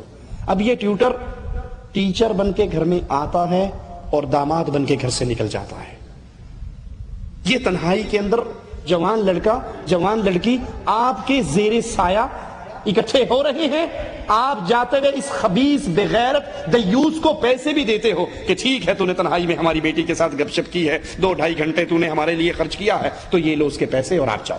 تنہائی کے اندر انگلش پڑھانے کے لیے یا کیمسٹری پڑھانے کے لیے آپ نے اپنی بیٹی اور اس کے ٹیوٹر کو، اس کے ٹیچر کو، جوان لڑکے اور لڑکی کو ایک کمرہ دے کر دروازے کو لاک کر دیا ہے، کوئی ان کو تنگ نہ کرے۔ رسول اللہ صلی اللہ علیہ وسلم فرماتے ہیں جہاں غیر مرد اور غیر عورت اکٹھی ہوتی ہیں ان کا تیسرا شیطان ہوتا ہے۔ بغیرتی کی کیفیت اس سے بہت زیادہ بڑھ گئی ہے۔ یہ تو ایک لڑکی ہے جو اپنے ٹیچر کے ساتھ کچھ پڑھنے کے لیے بیٹھی ہے اور وہاں پہ جو بے حیائی و بدکاری کے دروازے کھلتے ہیں سو کھلتے ہیں۔ شادی ہوتی ہے، لڑکی پوری دلہن بنی ہوئی، زیور میں سجی ہوئی، بہترین لباس اپنے خامند کے لیے، شادی کا لباس، سرخ جوڑا پہنا ہوا، اور ابھی اس کا چہرہ خامند نے نہیں دیکھا، اس کا چہرہ ابھی خامند نے نہیں دیکھا۔ خامند سے پہلے اس بنی بنائی دلہن، سجی سجائی دلہن کو اگر کون دیکھتا ہے؟ مووی میکر دیکھتا ہے یا نہیں دیکھتا؟ خامند نے نہیں دیکھا، وہ رخصتی کے بعد اپنے گھر لے جائے گا 4-5 کلومیٹر کے فاصلے پر یا 50 کلومیٹر کے فاصلے پر، تو اس خامند سے پہلے یہ بدماش، یہ خبیث، یہ دیوس، یہ بغیرت وہ بدماش جو اپنے کیمرے کو لے کر آ جاتا ہے، لڑکی بیٹھی ہے، دلہن بنی ہوئی ہے اور وہ اس کی مووی بنا رہا ہے، پیچھے انگلش فلم کا یا انڈین فلم کا کوئی گانا ڈال رہا ہے، وہ سائن کر رہی ہے نکاح فارم پہ اور پیچھے یہ آ کر اس کے ساتھ گانے اس کے پورے جسم کے ایک ایک انگ کی مووی بنا رہا ہے، اور بغیرت باپ، بغیرت بھائی، دیوس خاوند اس بدماش کو پیسے دے کر لے کر آتا ہے، اس کی پیمنٹ کر کے لاتا ہے، اس کو لانے لے جانے کی گاڑی فراہم کرتا ہے، اور وہ آ کر تنہائی کے اندر دلہن کے ساتھ اس کے کمرے میں بیٹھ کے اس کی پوری مووی بناتے ہیں۔ اور یہ سارا کام کر کے ہم سمجھتے ہیں کہ ہم بڑے روشن خیال ہیں، ہم بڑے فارورڈ لوگ ہیں، ہمارا معاشرہ، ہمارا سٹیٹس بہت زیادہ ہائی ہے۔ یہ مولوی، یہ دیندار طبقہ، یہ داڑھیوں والے، یہ لوگوں کو منع کر، یہ تو پچھلے زمانے کے لوگ ہیں، ہم نے بہت ترقی کر لی، ہم نے ترقی بے غیرتی میں کی ہے، ہم نے ترقی بے حیائی میں کی ہے، ہم نے ترقی فحاشت میں کی ہے، ہم نے ترقی عریانیت میں کی ہے۔ اگر اسلام کی ترقی دیکھتے ہو، خامد باہر سے آتا ہے، اپنی بیوی کو گھر کے دروازے پہ کھڑا دیکھتا ہے، نیزہ اٹھاتا ہے اس بیوی کے سینے میں مارنے کے لیے کہ تو بغیر چادر کے، بغیر برقعے کے گھر کے دروازے پہ کیوں کھڑی ہے؟ وہ اس صحابی رسول سے کہتی ہے، ایک منٹ ٹھہر جا، ابھی نیزے کو میرے سینے کی طرف نہ کر، پہلے اندر میرے غرفہ نوم کا، میرے کمرے کا منظر آ کے دیکھ لے، اگر میں غلط ہوں تو مجھے بے شک مار دینا۔ وہ اس کے کمرے میں آتا ہے تو اس کے بیڈ پہ کسی سانپ کو بیٹھا وہ دیکھتا ہے، جس کے ڈر سے وہ عورت اٹھ کے باہر نکلتی ہے۔ غیرت مند کی کیفیت تو یہ ہے کہ وہ اپنی بیوی کو بے پردہ باہر برداشت نہیں کرتا، اور یہاں بے حیائی، فحاشی اور یانیت کے دروازے کیسے کھل چکے ہیں کہ دلہن تیار ہے، اس دلہن سے، اس کے خامن سے پہلے مووی میکر کی پوری ٹیم آتی ہے، تنہا کمرے میں بیٹھتی ہے اور اس کے پورے جسم کی، اس کے لباس کی، اس کی ایک ایک حرکت کی، اس کے آنسوؤں کی، اس کے سائن کرنے کی مووی بنا کر لے جاتی ہے۔ اور محمد علیہ السلام کے حکموں کو ہم کس طرح ٹھوکر مار دیتے ہیں کہ جب بھی کوئی مرد کسی عورت کے ساتھ تنہائی میں بیٹھتا ہے تو ان کا تیسرا شیطان ہوتا ہے۔ ہمارے ہاں یہ عام بات ہو چکی ہے، یہ وہ گناہ ہے جس کو ضمیر گناہ تسلیم نہیں کرتا، یہ وہ بے غیرتی ہے جس کو ضمیر بے غیرتی تسلیم نہیں کرتا۔ گناہ کر کر کے ہمارا دل اس بات کا عادی ہو چکا ہے۔ شریعت اسلامیہ کے اندر اسی طرح غیر محرم عورت سے ہاتھ ملانے کی اجازت نہیں ہے، مصافحہ کرنے کی اجازت نہیں ہے۔ رسول اللہ صلی اللہ علیہ وسلم فرماتے ہیں کہ اس سے بہتر ہے تم میں سے کوئی شخص کسی ایسی عورت کے سر پہ، کسی ایسی عورت کو چھوئے، کسی ایسی عورت کو ٹچ کرے، کسی ایسی عورت کے جسم کو ہاتھ لگائے جس کو ہاتھ لگانا شرعاً اس کے لیے حلال نہیں ہے۔ اس سے بہتر ہے کہ لوہے کی سلائی سے اس کے سر میں مار دی جائے، اس سے بہتر ہے یہ لوہے کی سلائی اپنے سر میں مروا کے برداشت کر لے اور کسی غیر عورت کو کہ جسم کو ہاتھ نہ لگائے۔ ہمارے ہاں عام رواج ہے، کزن آتا ہے، پھوپھی کا بیٹا، خالہ کا بیٹا، ماموں کا بیٹا، چچا کا بیٹا، اور آ کر ہماری بیٹیوں سے ہاتھ ملاتا ہے، کزنوں سے ہاتھ ملتے ہیں۔ کزنوں کا معاملہ اور زیادہ، اب تو جو زیادہ تھوڑے سے جن کا سٹیٹس اور ہائی ہے، جو زیادہ روشن خیال ہے، وہ باہر کے دوروں پہ جاتے ہیں، اپنی بیویوں کو ساتھ لے کر جاتے ہیں۔ اخبارات آپ نے دیکھے ہوں گے، بے غیرتی کا یہ منظر آپ نے دیکھا ہوگا، یہ آدمی ہے، یہ دوسرا آدمی ہے، اس کی بیوی اس کے ساتھ کھڑی ہے، اس کی بیوی اس کے ساتھ کھڑی ہے۔ دیکھا یا نہیں دیکھا؟ میں جھوٹ تو نہیں بول رہا؟ یہ دوروں پہ جانے والوں کو آپ نے نہیں دیکھا ان کی بےغیرتیوں کا منظر؟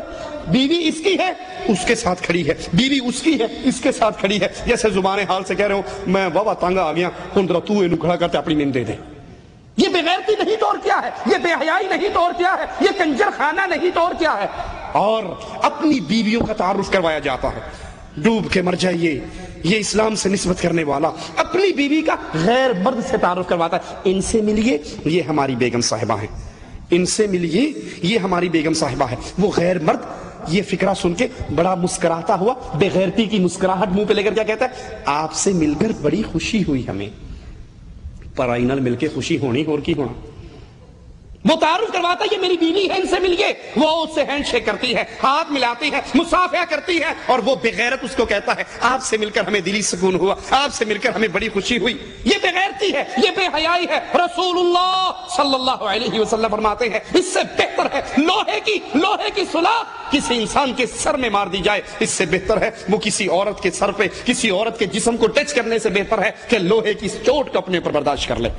غیر عورتوں سے ہاتھ ملانا، غیر عورتوں سے ملنا، غیر عورتوں کے جسموں سے ٹچ ہونا، یہ ہمارے ہر جی آپ بڑی سختی کرتے ہیں، یہ تو ان کی بہن ہے، یہ بچپن سے اکٹھے کھیلے ہیں، ہم اکٹھی جوائنٹ فیملی سسٹم میں رہے، ہم اکٹھے رہے، یہ چچا کی بیٹی، یہ تو بہن بھائی ہیں، یہ بہن بھائیوں کی طرح پروان چڑھے ہیں۔ جس کو تو بہن بھائی کہہ رہا ہے اس کو محمد کا دین بہن بھائی نہیں کہتا۔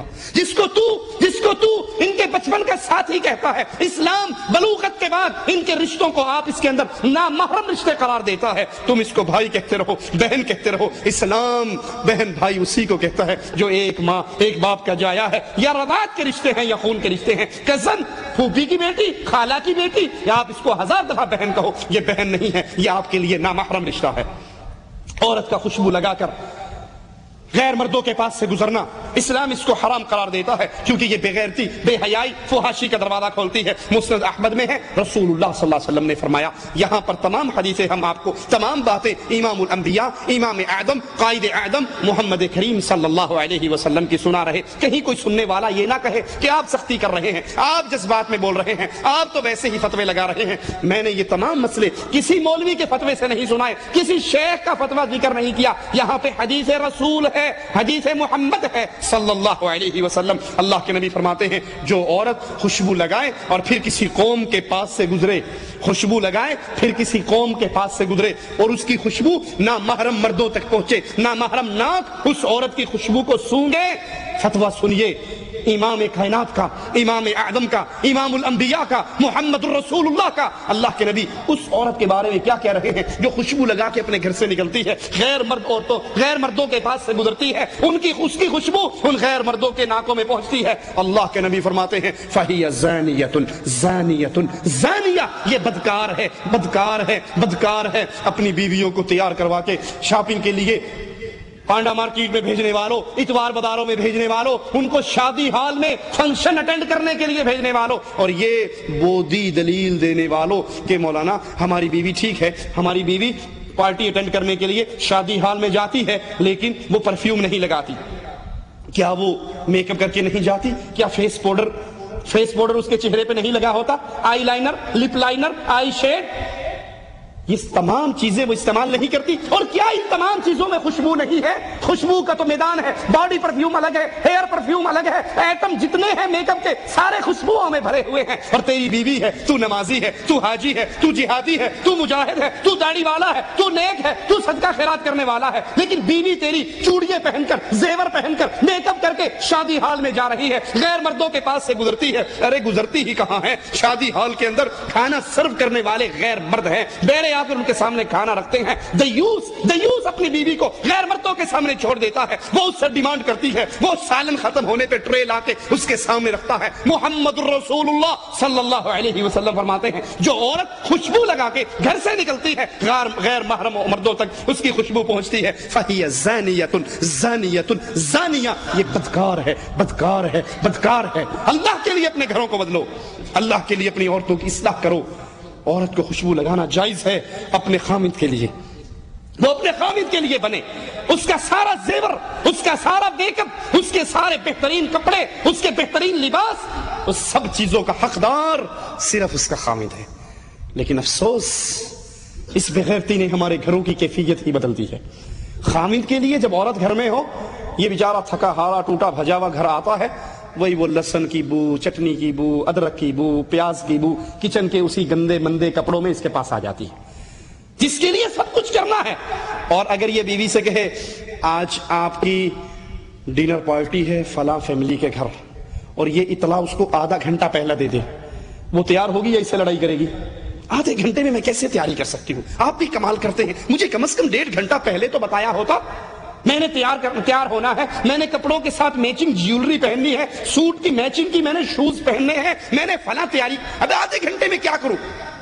یہ مسکین جو مہینہ مہینہ اپنی بیوی کے چہرے پر کوئی رنگت نہیں دیکھتا، کوئی خوشبوئیں نہیں دیکھتا، اچھا لباس نہیں دیکھتا، وہی گندے مندے کپڑوں میں گھر میں گھومتی ہے۔ جب یہ پارٹی اٹینڈ کرنے کے لیے نکلتی ہے، تیار ہو کے گھر سے نکلتی ہے، بندہ بھی 4 دفعہ اس کو دیکھتا ہے، میرے والی ہے کوئی اور تو نہیں آ گئی، یہ تبدیل تو نہیں ہوگی، میں نے تو اس کو کبھی اس شکل میں نہیں دیکھا۔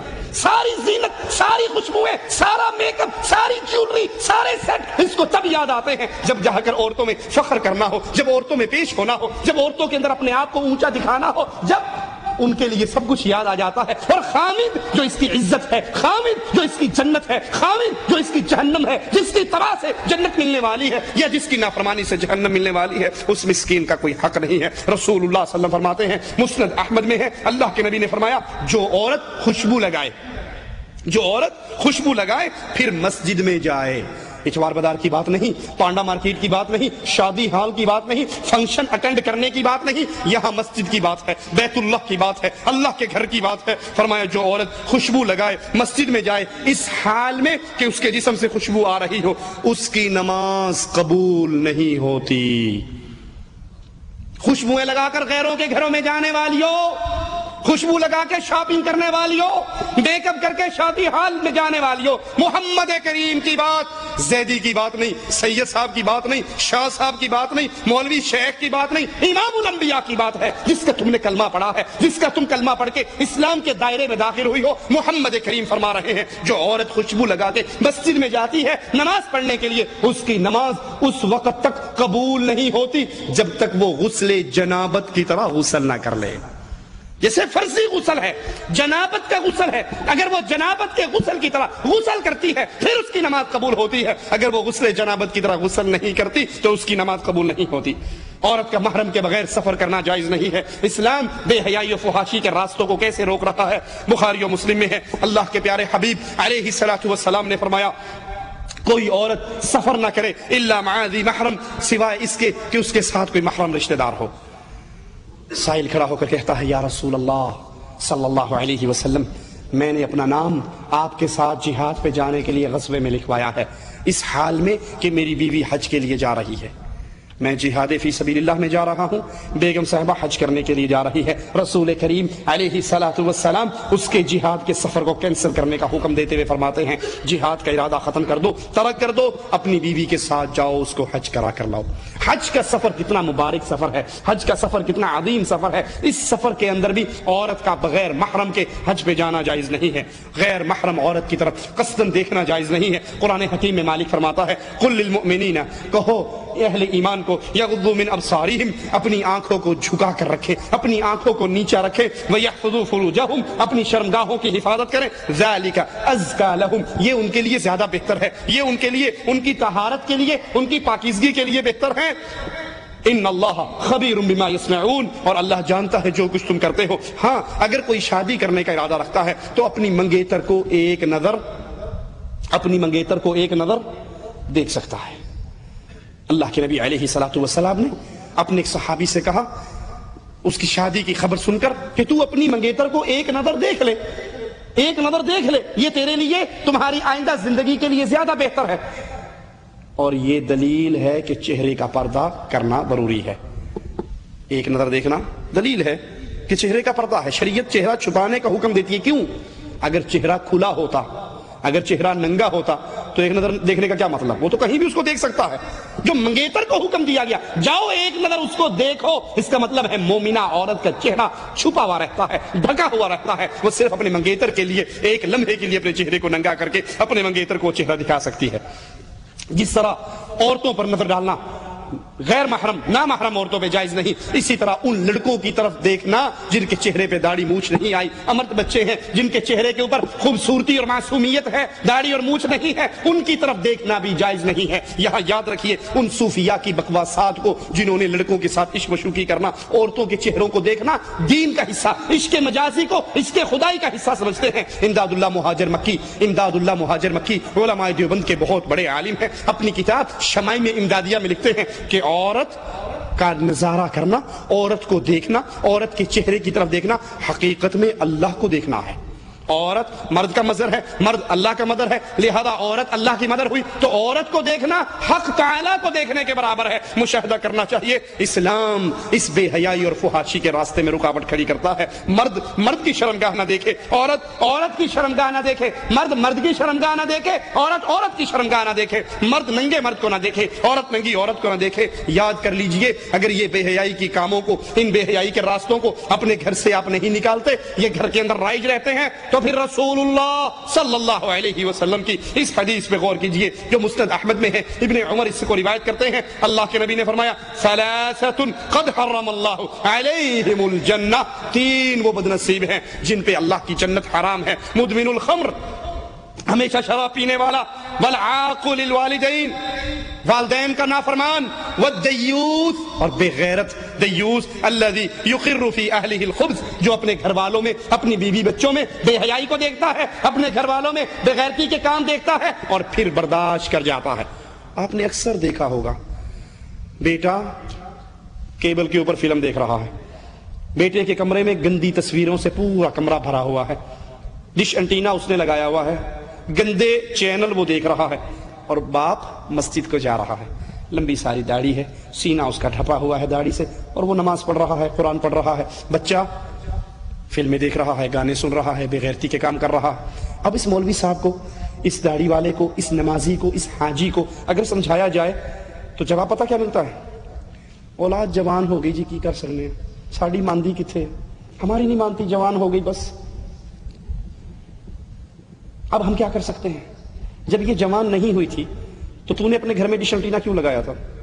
جب یہ چھوٹے سے بچے تھے تو VCR گھر میں کیوں لے کر آیا تھا؟ جب یہ معصوم تھے تو نے بے حیائی کے سارے سامان ان کو لا کر کیوں دیے تھے؟ ان کی گندی تربیت کرنے میں تو اصل تیرا کردار ہے نا۔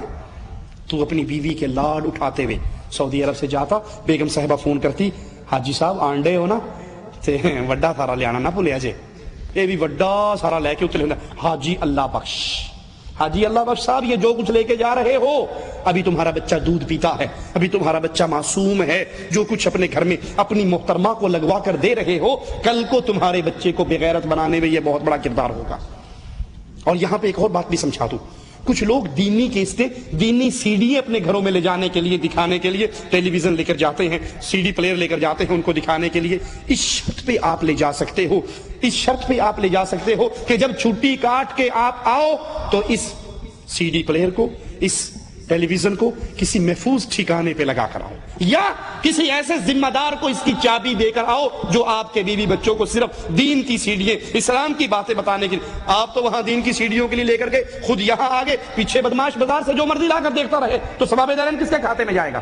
اس کی سیکورٹی کیجئے، اس کا کنٹرول کیجئے، یا دکھا کر اس کو پھر واپس لائیے۔ یہ چیزیں جو اپنے گھر میں یہ سب کچھ دیکھے اور پھر اس کو نہ روکے، یہ کہہ دے جی اولاد جوان ہوگی ہم کچھ کر نہیں سکتے۔ اچھا اس کو ایک اور مثال سے سمجھتے ہیں۔ آپ گھر میں آئے، بیٹے نے جوتی اٹھائی آپ کے سر میں ماری، دوسری جوتی اٹھائی ماں کے سر میں ماری، اب ماں باپ دونوں سر نیچے کر کے یہ کہیں گے نا جی جوان ہو گئے مار لیا تو کیا کر سکتے ہیں، کوئی بات نہیں، یہی کہو گے؟ یا اس گھر کو چھوڑ دو گے؟ باپ کو مارا ہے، ماں کو مارا ہے، ماں کی چٹیا پھاڑی ہے، اس چھت کے نیچے یہ رہے گا یا میں رہوں گا؟ یہی کرتے ہیں نہیں کرتے؟ آپ کی بے عزتی کی جائے، آپ کی بیوی کی بے عزتی کی جائے، آپ کی ساری غیرت جاگ جاتی ہے، اور جب اللہ کے حکموں پر چھریے چلے تو پھر ہم بے غیرت بن جاتے ہیں۔ یہاں پر مجھے ذکر کرنے دیجئے اپنے شیخ، اپنے استاد سید بدی الدین شاہ راشدی رحمۃ اللہ علیہ کی اس زندگی کے اس کارنامے کو اپنی اولاد کو سمجھاتے ہیں جن کے اندر تھوڑے سے گناہ دیکھتے ہیں، کوئی فلم دیکھتا تھا، کوئی داڑھی کٹواتا تھا، کوئی سگریٹ پیتا تھا، ان کو سمجھایا، ایک بار نہیں بار بار سمجھایا۔ پھر سعید آباد کی مسجد میں ساری جماعت کو اکٹھا کر کے کہا کہ لوگوں میرے ہاتھ سے سینکڑوں نہیں ہزاروں لوگ مسلمان ہوئے، راہ توحید پہ آئے، یہ میرے اپنے بچے ہیں، میں ان کو سمجھا کر تھک گیا ہوں، یہ باز نہیں آتے، قیامت کے دن تم اللہ کے دربار میں گواہی دینا یہ میرے گھر سے نہیں نکلتے۔ آج بدیع الدین ان کا گھر چھوڑ کر جا رہا ہے، اس چھت سے نکل گئے جس چھت میں اللہ کی دشمنی کرنے والے رہتے ہوں، حالانکہ وہ کفر اور شرک کرنے والے نہیں، چند گناہ کرنے والے تھے۔ شیخ نے اس گھر کو چھوڑ دیا، اس چھت کو چھوڑ دیا۔ آپ کی بے عزتی کی جائے، آپ کی بیوی کی بے عزتی کی جائے تو کیا اس چھت میں ان بچوں کے ساتھ رہو گے؟ یہ جواب دے کر اپنے دل کو تسلی نہ دو کہ اولاد جوان ہوگی۔ اگر یہ اللہ کی شریعت کے خلاف چلتے ہیں تو پھر صدیق کے عقیدے کو، صدیق کی غیرت کو اپنے دل میں پیدا کیجئے، جو بیٹے سے کہتی ہے بیٹا خوش قسمت ہے کہ تو میری تلوار کے نیچے ایک مرتبہ نہیں آیا، اور ایک مرتبہ بھی آ جاتا میں تیری گردن کاٹتے ہوئے کبھی نہ سوچتا کہ یہ ابو بکر کا بیٹا ہے، میں صرف یہی سوچتا یہ محمد کا دشمن ہے صلی اللہ علیہ وسلم۔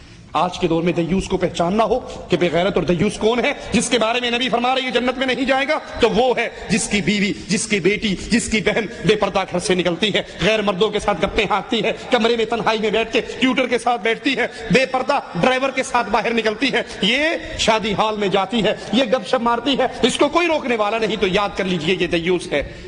شراب پینا اسلام میں حرام قرار دیا گیا ہے، یہ بے حیائی اور فحاشی کا ایک دروازہ ہے۔ مالک فرماتا ہے انما الخمر والمیسر والانصاب والازلام رجس من عمل الشیطان فاجتنبوه لعلکم تفلحون، یقیناً شراب، جوا، غیر اللہ کے دربار، تیروں کے ذریعے قسمت آزمائی، یہ پلید اور شیطانی عمل ہے، اس سے بچ جاؤ تاکہ تم فلاح پا جاؤ۔ شراب سے بچنے کا حکم دینا شراب کی حرمت کی بہت بڑی دلیل ہے۔ اللہ نے شراب کو انصاب کے ساتھ ملایا جو کفار کے الہ و بت تھے۔ حدیث میں آتا ہے رسول اللہ صلی اللہ علیہ وسلم فرماتے ہیں، حضرت جابر سے روایت ہے، اللہ کے نبی نے فرمایا جو شخص شراب نشہ آور چیز استعمال کرے، شراب استعمال کرے، تو پھر اللہ اس کو طینۃ الخبال پلائے گا۔ لوگوں نے پوچھا یہ کیا ہے؟ صحیح مسلم کی روایت ہے، تو رسول اللہ صلی اللہ علیہ وسلم نے فرمایا جہنمیوں کا پسینہ یا جہنمیوں کا نچوڑ۔ ابن عباس سے روایت ہے، اللہ کے نبی فرماتے ہیں من مات مدمن خمر لقی اللہ وهو كعابد وثن، جو اس حال میں مرا کہ ہمیشہ کا شرابی ہو، مستقل شراب نوش ہو، یہ اللہ کو اس حال میں ملے گا جیسے وہ بتوں کا پجاری ہے، بتوں کی پجاری کی کیفیت میں اٹھایا جائے گا۔ آج ہمارے دور میں شراب کے نام بدل گئے ہیں، مختلف ناموں سے تبدیل کر کے اس کو پیا جا رہا ہے، اور اللہ کے نبی کی حدیث پوری آ رہی ہے جو مسند احمد میں ہے۔ آپ نے فرمایا میری امت کے کچھ لوگ شراب پیئیں گے، اس کا نام بدل دیں گے، نام کوئی اور رکھیں گے۔ صحیح مسلم میں ہے، اللہ کے نبی نے فرمایا ہر نشہ آور خمر ہے، کل مسکر خمر وکل مسکر حرام، ہر نشہ آور خمر ہے اور ہر نشہ آور حرام چیز ہے۔ بس ہر وہ چیز جو عقل پہ اثر انداز ہو، نشہ طاری کرے، اس کی تھوڑی مقدار ہو تب بھی حرام ہے، اس کی زیادہ مقدار ہو تب بھی حرام ہے۔ جس نے ایک بار شراب پی 40 دن کی نماز قبول نہیں ہوگی، اگر اسی حال میں مر گیا تو جہنم میں داخل ہوگا۔ اگر توبہ کر لے اللہ اس کی توبہ قبول کرے گا، اگر اس نے پھر شراب پی اور نشہ کیا تو پھر اس کی 40 دن کی نماز قبول نہیں ہوگی۔ اسی حال میں توبہ سے پہلے مر گیا تو جہنم میں جائے گا، توبہ کر لے تو اللہ قبول کر لے گا۔ تیسری بار شراب پی تو اس کو اللہ عز و جل اس کی 40 دن کی نمازیں قبول نہیں کرے گا، اسی حال میں مر جائے تو جہنم میں جائے گا۔ توبہ کر لے تو اللہ توبہ قبول کرے گا۔ اگر پھر یہ شراب پیتا ہے تو پھر اللہ پر حق ہے کہ اللہ عز و جل اس کو رضغۃ الخبال پلائے۔ لوگوں نے پوچھا یہ کیا ہے؟ تو آپ نے فرمایا یہ جہنمیوں کا نچوڑ ہے، اس شرابی کو وہ پلایا جائے گا۔ اسی طرح گانا بجانا، موسیقی سننا، یہ سب بے حیائی اور بے غیرتی کے کام ہیں، بدماشی کے ذرائع ہیں، ان سے رسول اللہ صلی اللہ علیہ وسلم نے اور اللہ کی شریعت نے منع کیا۔ قرآن حکیم کی آیت پہ غور کیجئے، وَمِنَ النَّاسِ مَن يَشْتَرِي لَهْوَ الْحَدِيثِ لِيُضِلَّ عَن سَبِيلِ اللَّهِ، اور کئی لوگ کھیل تماشے کا سامان خریدتے ہیں تاکہ اللہ کی راہ سے بہکائیں۔ ابن مسعود فرماتے ہیں، قسم اٹھا کر کہتے ہیں کہ اس آیت میں لہو الحدیث سے مراد گانا بجانا ہے۔ صحیح بخاری میں ہے، رسول اللہ صلی اللہ علیہ وسلم نے فرمایا میری امت میں ایسے لوگ پیدا ہوں گے جو زنا، ریشم، شراب، میوزک، موسیقی کو حلال ٹھہرائیں گے۔ آج اداکار فلموں کے اندر مولویوں کے روپ میں آ کے فتوے دیتے ہیں کہ گانا سننا جائز ہے۔ ارے تمہیں کیا پتا، گانا تو روح کی غذا ہے، روح کو سکون نہیں ملتا گانے کے بغیر، گانا سنے بغیر نیند نہیں آتی۔ میں کہتا ہوں آپ کی بات اللہ کی قسم سچی ہے، گانا روح کی غذا ہے۔ روحیں دو طرح کی ہیں، ایک جنت میں جانے والی، ایک جہنم میں جانے والی۔ ایک خبیث روح ہے، ایک پاک روح ہے۔ پاک روح کی غذا اللہ کا قرآن ہے، خبیث روح کی غذا گانا ہے۔ گانا روح کی غذا ہے، لیکن وہ روح جو خبیث ہے، وہ روح جو نفاق کے اندر مبتلا ہو چکی ہے۔ مومن کی روح اللہ کے قرآن کو سن کے راضی ہوتی ہے۔ ترمذی میں ہے، رسول اللہ صلی اللہ علیہ وسلم نے فرمایا، حضرت انس سے روایت ہے، اس امت میں زمین میں دھسنے، پتھر برسنے، شکلیں بگڑنے کا عذاب ہوگا، اور یہ اس وقت ہوگا جب شراب پی جائے گی، ناچنے گانے والی عورتیں رکھی جائیں گی، موسیقی اور میوزک بجایا جائے گا۔ ایک ایک گھر میں کیبل کے ذریعے 150 چینل، 50 چینل، 100 چینل چلتے ہیں جو سارے گانے، بے حیائی، ناچنے والی ننگی عورتیں دکھاتے ہیں۔ جب یہ کام ہوگا تو شکلیں بگڑیں گی، پتھر برسیں گے، زمین کے اندر دھسیں گے۔ نہیں یقین آتا تو جائیے، یہ چند سالوں پہلے پاکستان میں آنے والے زلزلے کی کہانیوں کو پڑھیے۔ پہاڑ کی چوٹی پہ بستی ہے، پہاڑ پھٹتا ہے، بستی اندر آتی ہے اور یہ پہاڑ مل کے غرق کر کے رکھ دیتا ہے۔ کیوں؟ یہ بدماشی اور بے حیائی، بے غیرتی جب بڑھتی ہے تو پھر اللہ امتوں کو سمجھانے کے لیے عذاب کے اندر مبتلا کرتا ہے۔ جس میں گناہگار مارا جائے تو وہ اپنے کیے کی سزا پاتا ہے، اور اگر مومن موحد پایا جاتا ہے تو اس کے درجات کی بلندی ہوگی اسی حال کے اندر۔ اب افسوس، صورتحال اتنی خطرناک، جس موسیقی کی وجہ سے آسمان سے عذاب اترتا ہے، اس موسیقی سے اللہ کے گھر بھی محفوظ نہیں رہے۔ ہمارے جوال کے اندر گانے، ہر نئی انڈین پاکستانی فلم کی ٹون، اس کے گانے، لیٹسٹ گانے آتے ہیں، اور دکانوں پہ لکھا ہوتا ہے فلاں فلم کے گانے آ چکے ہیں۔ یہ نماز پڑھنے کے لیے اللہ اکبر کہتا ہے، اس کے جوال میں گانا بجنا شروع ہو جاتا ہے، ساز بجتا ہے، موسیقی اس کے جوال سے اللہ کے گھر کے اندر بجتی ہے۔ اگر یہی کام کوئی ہندو کرے، یہی کام کوئی عیسائی کرے، مسجد کے اندر آ کر گانے بجائے، تم اس کو زندہ جانے دو گے؟ وہ زندہ بچ کے مسجد سے نہیں نکل سکتا کہ ہندو نے مسجد کو ناپاک کر دیا، مسجد کی توہین کی۔ یہی کام جب میں اور آپ کرتے ہیں تو سوچئے کیا ہم اس ہندو کے مقام پہ نہیں کھڑے؟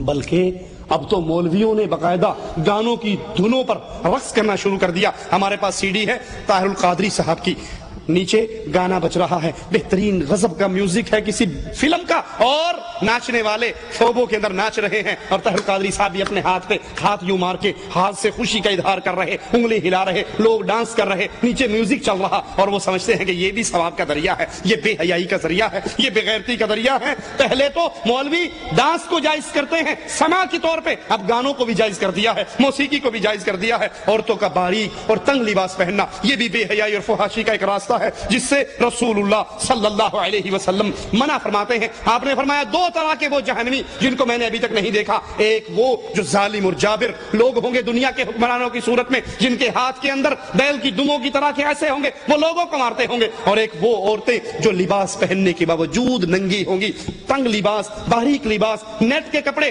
یہ سارے اپنے خامند کے لیے نہیں، بازار میں آنے کے لیے۔ لون کا سوٹ ہے، کاٹن کا سوٹ ہے، اور اتنا ٹائٹ چوڑی دار پجامہ پہن کے لڑکی باہر نکل رہی جس کو دیکھ کے دور سے لگتا ہے یہ سڑک پہ کسی نے 11 لکھ دی ہیں، بالکل ایسے جیسے ٹانگ کے ساتھ رکھ کر سلائی چلائی ہوئی ہے، مشین چلائی ہوئی ہے۔ اس کو پہننے کے لیے بھی 2 بندے چاہیے، اتارنے کے لیے بھی 2 بندے چاہیے، اتنا ٹائٹ پجامہ، وہ بھی لون کا، وہ بھی کاٹن کا، وہ بھی نیٹ کا، جس سے جسم نظر آتا ہے۔ رسول اللہ کی حدیث سنیے، آپ نے فرمایا یہ عورتیں کون سی ہیں جن کو میں نے ابھی تک نہیں دیکھا، وہ کپڑے پہننے کے باوجود ننگی ہوں گی، اپنی طرف مائل کرنے والی، مائل ہونے والی، ان کے سر ایسے ہوں گے جیسی لمبی گردن والی اونٹنیوں کی، ایک طرف ڈھکی ہوئی ایک طرف مائل ہوئی کوہانیں ہوتی ہیں۔ وہ عورتیں جنت میں داخل نہ ہوں گی، جنت کی خوشبو نہ پائیں گی، حالانکہ جنت کی خوشبو اتنے فاصلے سے آئے گی۔ افسوس گھروں میں لگے ہوئے ڈش انٹینے نے، گھروں میں لگے ہوئے انٹرنیٹ نے، گھروں میں گندی سیڈیوں نے، فلمی اداکاراؤں کی تصویروں نے ہماری بچیوں کو برباد کر کے رکھ دیا۔ وہ بچیاں جن کے لیے آئیڈیل کبھی فاطمہ ہوا کرتی تھی، کبھی عائشہ ہوا کرتی تھی، کبھی خدیجہ ہوا کرتی تھی، آج ان کے لیے آئیڈیل فلمی اداکار، انڈیا کے اداکار اور پاکستان کے اداکار ہیں۔ ان کا لباس، ان کا ڈریس، ان کی ثقافت ہمارے گھروں کے اندر غالب ہے۔ اللہ سے دعا ہے اللہ ہمارے گھروں کو محمدی گھر بنائے، اللہ ہماری بچیوں کو نبی کی بچیوں کی، نبی کی بیٹیوں کی، نبی کی بیویوں کی سیرت پہ چلنے کی توفیق عطا فرمائے، ہمارے گھر کو محمدی گھر بنائے، یہاں سے شیطان کی حکومت ختم ہو، رحمان کی حکومت غالب ہو۔ اقول قولی ھذا واستغفر اللہ لی ولکم ولسائر المسلمین فاستغفروہ انہ ھو الغفور الرحیم۔